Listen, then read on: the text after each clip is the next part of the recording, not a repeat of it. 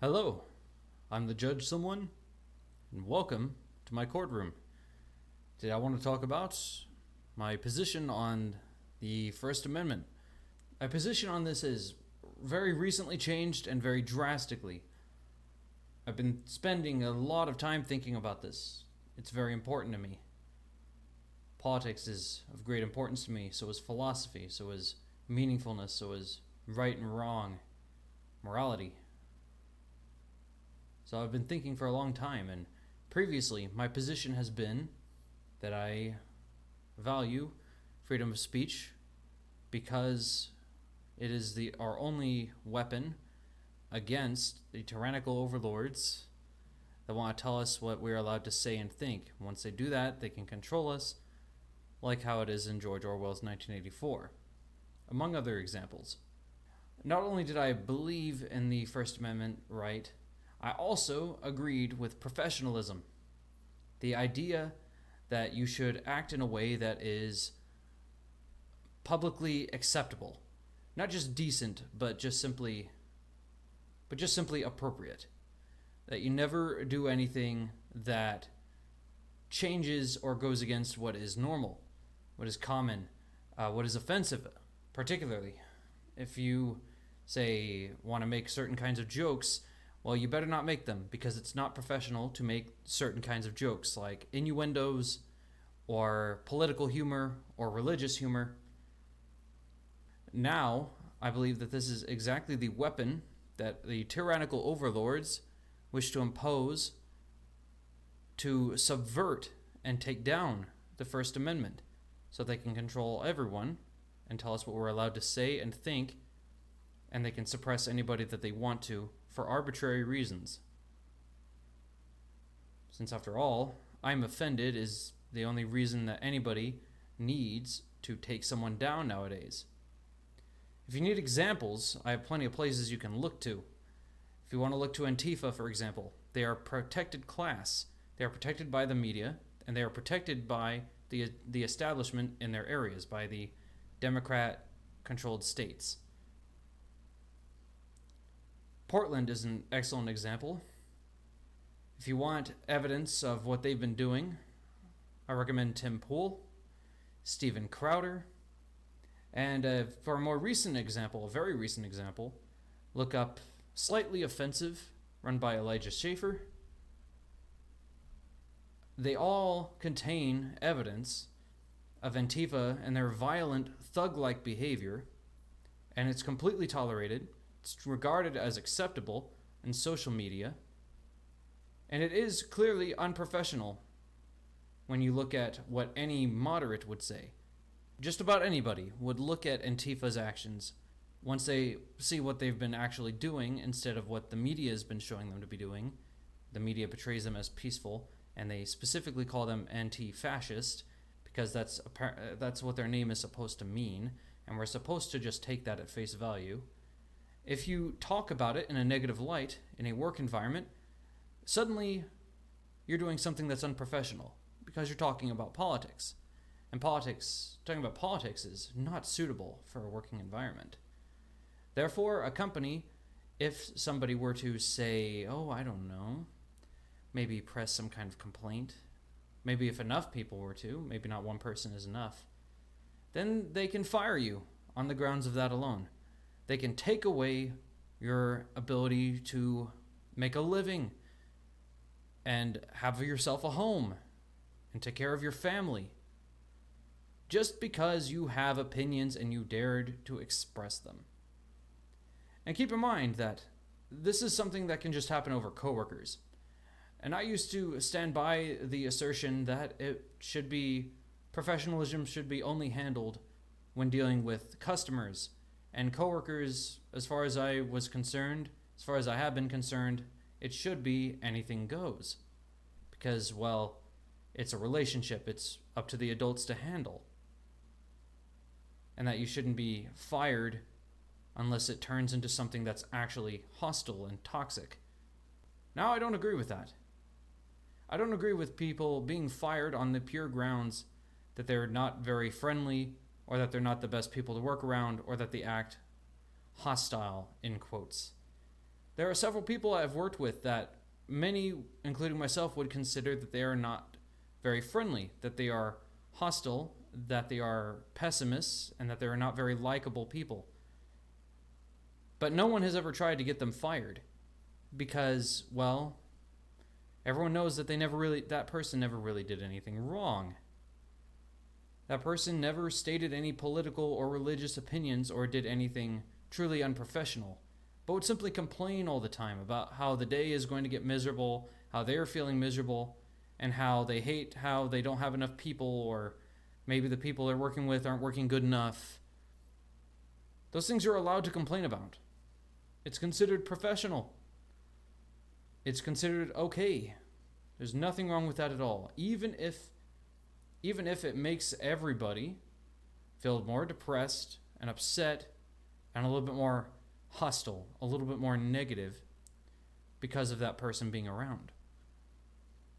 However, if someone like me were to show up and bring up Antifa and say make fun of them, call them soy boys, then that is enough for grounds for termination these days. If you need an example that proves my point here, I will tell you my own story. It's an anecdotal story. Anecdotal. And it's very recent. I was working at a college, an institution for learning, here in my town as a cook. And I very much liked this job. I got to serve the students here. Generally speaking, everybody seemed very friendly. Everybody was very open. Even the boss himself seemed to be anti-PC, and we would make all sorts of jokes with each other all the time. There was never a problem. However, things began to change, because my goal when serving these students was to make them smile and to bring them some temporary measure of happiness. Just simply by being myself, by making jokes, by delivering them a smile, delivering them the food, and just being myself. And nobody expressed that there was any issue with that for the entirety of the time that I worked there. Except for some of the football players. Of all people, the football players. Not the women, not the men, not the regular students, but football players, grown men around my age, maybe a little bit younger. As young as probably about 18 at the youngest. Well, apparently some of my jokes were, they contained innuendos. And this is probably true. I made way too many jokes for me to actually remember which ones exactly were innuendos and which ones weren't. So I can't really give you any good examples. But I know it's very probable that I did make innuendos. And you can sit here and look at me and you can say, well, that was wrong. You shouldn't have done that. Well, I don't have a problem with anybody disagreeing with me. But I do have a problem with is the fact that not a single one of them ever approached me or even so much as gave me a look that said that they didn't appreciate that joke. Not once. Everyone was either quiet or they smiled and moved along. Nobody seemed to dislike my jokes. Not a single one. But apparently by some amount of football players, and I'm not sure how many, well, they filed me for making these innuendos. That, I don't believe, though, was enough to terminate me. In fact, I don't think the boss really cared about those. I think he was going to completely overlook it. However, the night immediately before I was fired, there's a particular woman, and I'm going to call her Nat, because that's what she is. That's what she's like. She's like a bug, a gnat. The G is silent. She liked to behave as if she were the manager. She liked to tell everybody what to do, even though she was a high schooler attending at the college, working for the college, and she was just a regular member of the team. Granted, she did have some experience. She worked there for about a year previously. She worked there the year before. However, she didn't work very often. She came in maybe once or twice a week to help out with closing for the evening shift. No, not even closing. She didn't really help out with the closing at all, hardly. What she would do is she would just simply work as a server, and serve the people food alongside me. And so I had a problem with that. I had a problem with how she handled things and how she wanted to take control over the situation as much as she possibly could, giving orders to everybody. And granted, generally it did seem she was trying to be polite, at least somewhat, but it was getting on my nerves, and I did express that at one point with a single comment. I said, and I quote, "You're going to be like the nagging wife in your future, aren't you?" I was being joking. I was meaning that mostly in jest. I didn't entirely mean that 100%. But I did say that, and I did, at least in part, stand by it, because that's what kind of character she was reminding me of. She reminded me of that stereotype with her behavior. So then, that's when things turned serious really fast, because, well, she's a protected class. She's a female. You can't make fun of females. This is 2019. Get that sexist attitude out of here. Protect all women, don't you know? Don't make fun of women. So, immediately, without hesitation, she said, "Do we have a problem? Am I going to have to get the boss involved?" And of course, I wasn't actually looking for trouble, so I backpedaled. My mistake. I said, no, I'm not looking for trouble. And then my mind took a stupid turn, because I was annoyed by her reaction. So I bit back in the little way that I thought was appropriate, that I thought would be a good idea in the heat of the moment. And I said, "I'm just trying to warn you. I'm just trying to warn you." Even though that wasn't really true, I just meant that as a joke. And yeah, that was basically the entire situation. We did go back and forth for a little bit longer of her going, So do we have a problem? I'll get the manager. I'll get him involved. I swear, that woman has no soul. She has no heart. Everything about her was as cold as you could possibly expect. And I don't mean just in that moment either. Just in general, her entire personality screamed, "I am an introvert. I don't like anybody. I don't like you. Don't talk to me." So it's kind of funny that she was going around giving people orders. And I think that was what fed into my irritation with her. Because I've worked with other people who behaved similarly. There was a different guy. A different person. It was a guy. And I'm going to call him, Joe. I'm going to call him Joe. I think Joe might actually be a good name for him. If he was to have his name changed. Joe also worked alongside me, and he'd worked the year previously, I believe. Either that or he had worked previously, but it wasn't for the college, it was for a McDonald's. I know he mentioned they worked for a McDonald's at one point.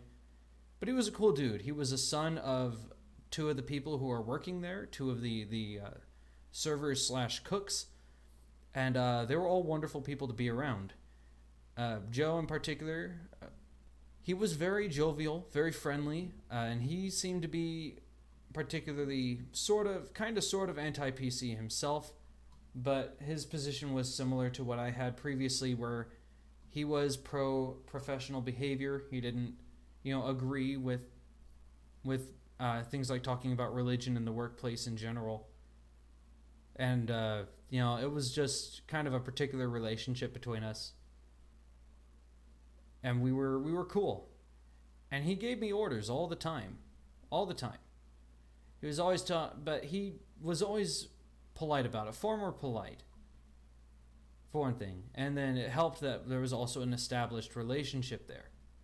We were friendly with one another. We were in good standings. And again, he was very polite. He would say, "Hey man, can you do me a solid? I just need this thing. I would like for this thing to be done real quick." And it did irritate me, but it wasn't for the same reason. For my issue with the Nat, it wasn't what she was doing, it was how she was doing it. No, I take that back. It was also what she was doing. because she wanted to behave like she was some sort of supervisor or someone in charge, but she wasn't. And she was in no position of authority over anybody to try and act like she should be in the know of what everyone is up to and what everyone is doing and what everyone should be doing next. That really irritated me about her. Joe was different. Joe was different about it. He didn't really care so much about that. It seemed to me he mostly was just trying to get out of work. That was kind of the vibe I got off of him. Was he was just like, hey man, I'm currently doing this, so as soon as you're done with that, would you go take care of this? And sometimes I would look at that and be like, dude, what you're about to do, you're gonna be done in like less than 3 minutes. This is gonna take me at least 5. So I'm gonna say no to that, and we would just work it out because we were cool. So yeah, that woman Nat, she got me fired over that.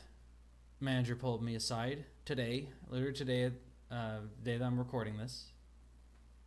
About, let's see, it's nearly 1 o'clock in the morning, so yeah, about 13-ish hours ago, something like that. It's probably not exact. Yeah, I know, that sounds about right, about 13 hours ago. And I said, hey, I need to talk to you. So I gotta let you go, dude. I gotta let you go. And then the other guy, who is known to everybody, just, he's the head chef. He wasn't the boss, he was head chef, which is kind of like being the boss, but also not. He was right there, and he said, you cannot say that to a woman. I don't believe that he meant that in the sense of, you cannot say that to a woman. Women are protected class. But at the same time, that very well could have been what he meant. I didn't really get to know the head chef quite as well as I got to know the boss, because I had more interactions with the boss. But the chef is overall an alright guy. He's also a very friendly dude, but at the same time, I think he was kind of in a similar position that Joe was in, generally pro free speech, but just professional, right? He agreed with that notion. So you cannot say that to a woman. And I said, but it was true, because she fit that pattern of behavior. And he said, well, she filed you for harassment. And I said, she harassed me. It's more like she harassed me. It was more accurate to say that she was harassing me, because that was a repeated thing that night. It wasn't just like she gave me one order and I just snapped at her with the comment. And that comment was hardly even a snap. I was more like that I mumbled it. So I doubled down on that one, because I hadn't really thought about all the implications of that night. And I definitely didn't expect her to just file me over that one comment, because it just seemed like such a cheap thing to do. I've received several inappropriate comments from people before, women and men, customers and coworkers, even bosses. But I never had a problem with that, and I never reported them, because I'm not a victim. I'm not going to live out my life that way, of letting myself be so easily offended, letting the devil get to me. I don't want to live my life in fear. I don't want to live my life being so negative about what people are saying. But still, the decision was already made. And I believe that decision was already made regardless of what I would have said. I could have completely buckled down and got down on my hands and knees and begged for my job back. And I don't think they would have been in a position to retract that. Just simply because of the way my boss put this next sentence. That gave me this impression. He said, you know that I like you, Jackson. You know that I like you. You're a great worker. And you've been great to have around. But I gotta let you go. And see, the thing is, he never expressed agreement or disagreement with what I did. And I think told me that he must have been conflicted. So to my boss, if you're watching this, I'm sorry if I put you through such a confliction. But as it's written in the Bible, it basically says confrontations will never be pretty. Confrontations will never make you come out looking good. Because you can't. when dealing with a confrontation. You can come out looking like the smarter person or looking like you are more right, but it never looks pretty. It never looks professional. So how does this boil down to my opinion on professionalism and why my position on this has changed? And really, this whole instance helped solidify it. I'd been on the fence about it for a while now, still thinking about it, and still testing around, still trying to figure out what I really believed, finding my place in the political spectrum, and that instance solidified it for me. Because what situations like this prove is that those whose hearts are full of bitterness and hatred and anger, those who are controlling and love the feeling of power that they have, will always try to suppress and silence those that they don't agree with, things that they don't like. The football players is one example. A bunch of sissies, a bunch of whiners. Not all of them, but the ones that filed me, especially if they had some sort of intention of getting me into trouble or getting me fired, which of course they did. That's the point of filing someone. And then women like Nat, done with a deliberate, malicious intent to see someone's entire financial and career path just completely cut down over a single comment. And this really goes along with what the MGTOW members have been saying for the longest time now about women. That women nowadays have all the power that they could ever ask for. Because I really believe that those football players and that their complaints would have been completely disregarded. Because they're men. They need to man up. They need to learn how to handle hearing things that they don't agree with. Especially at a college of all places, a place that's supposed to be an institution of learning, a place where people are supposed to have their ideas and beliefs challenged. Just like mine are being challenged at this very moment, and have been for the last 24 hours, and even for the past 48 hours really, since that whole instance with Nat was conflicting. It did result in me re-examining myself a little bit about whether or not what I did in that instance was really right. And it wasn't completely right. I could have handled that a lot better while still saying the same things that I wanted to say. That much is evident to me. But the very words in which I said, and even the way I said them, I don't see it as particularly wrong. I think that woman, Nat, I don't believe she should be punished or anything like that. I think she needs to respect the First Amendment, Constitution, the right to freedom of speech. And I think these corporate entities need to recognize that too and abandon this moronic idea of professionalism. At least the ones that are aware of how messed up this is, and the ones that don't want to follow down the path of control, down the path of power, down the path of totalitarianism in its own special subversive form that we in America call the technocracy. When capitalism goes too far. For real. This really is the negative consequence to capitalism. Yeah, that's everything I can think of. My mind is completely drained.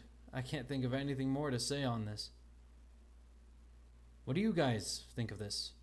Part of the point of me making these is to hear what you have to say. So I want to hear what you have to say in the comments section. Do you agree? Do you disagree? Are there any points that I could have made better? Are there more ideas that I didn't think about? And with all that said, thank you so much for your time. I'm the Jawesome, and I'll see you next time in my courtroom. Take care, and goodbye.